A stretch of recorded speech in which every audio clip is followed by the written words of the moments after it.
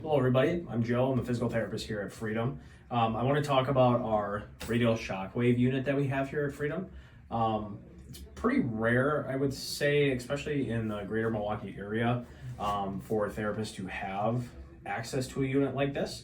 What it's used for is mainly tendinopathies is how I describe it. Achilles tendinopathy, any rotator cuff, hip bursitis, hip flexor tendon tendonitis, very old injuries or chronically injured areas. It's really good for.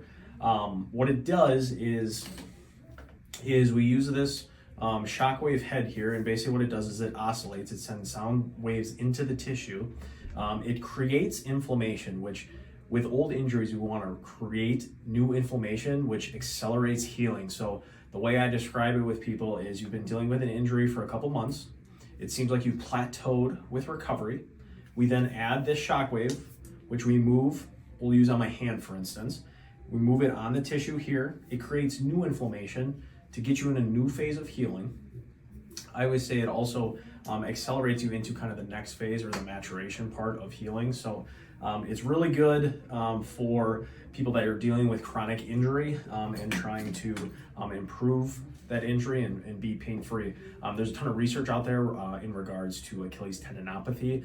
If traditional physical therapy has not worked, or you feel like you've plateaued in traditional physical therapy, the shockwave unit comes in really good use, and it really shows really good research, and that's stuff that's being done currently. Some of these studies are just being published now. So this is a really good unit. This is what ours looks like. We then set it up. I can turn the intensity up based on what's going on.